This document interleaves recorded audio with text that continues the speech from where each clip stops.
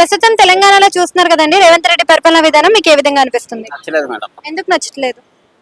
ఏమేమి ఇస్తున్నాడో ఎవరికి ఏమి ఇవ్వలేదు, ఎవరికి ఇచ్చినో తెలియదు. అది మాకు మాత్రం ఒక 5 NP కూడా రాలేదు మాకు.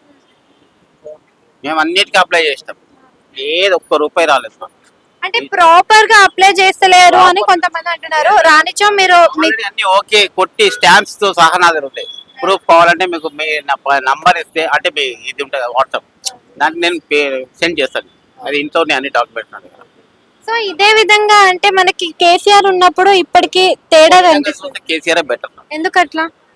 ఎందుకని? కేసీఆర్ ఉన్నప్పుడు అన్న అన్ని మాకు అందుబాటులో ఉంటాయి మంచిగా. ఇప్పుడు మాకు ఏదైనా లేదు.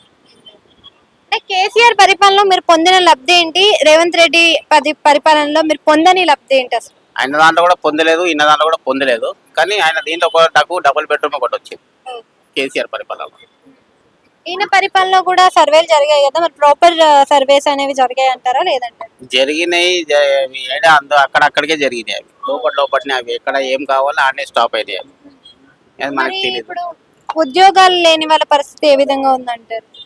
ఉద్యోగాలు అంటే అది మనకు తెలియదు. నేనైతే ప్రైవేట్ ఎంప్లాయీ మేడం.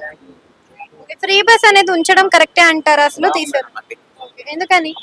ఎందుకంటే ఇంతకు ముందుకు ఒక పద్ధతిగా లేడీస్ సీట్లో లేడీసే ఉంటుండే, జెంట్స్ సీట్లో జెంట్సే ఉంటుండే. ఇప్పుడు ఆ లేడీస్ సీట్ వదిలేసి లాస్ట్ సీట్ కూడా కవర్ చేసుకుంటాం లేడీస్. మేము డబ్బులు ఇచ్చి మేము నిలబడుతున్నాం వాడు. ఈ నుండి మేడ్చల్కి వెళ్ళాలంటే నిలబడుకుంటే వెళ్తాం. ఆఫ్టర్ 45-50 అంతే. ఇది మాత్రం కరెక్ట్. 45 to 50 జెంట్స్ అయినా సరే లేడీస్ అయినా వాళ్ళకి పెట్టేసేయండి. ఆఫ్టర్ 40-45 లోపల వాళ్ళకి టికెట్ పెట్టండి, తీసుకుంటారు వాళ్ళు. ఎందుకంటే ఇప్పుడు బయట ఇంతగానం కచ్చరా ఖర్చు చేస్తారు. ఒక టికెట్కి ఒక 30-20 రూపాయలు పెట్టలేరు వాళ్ళు, ఈజీగా పెడతారు వాళ్ళు.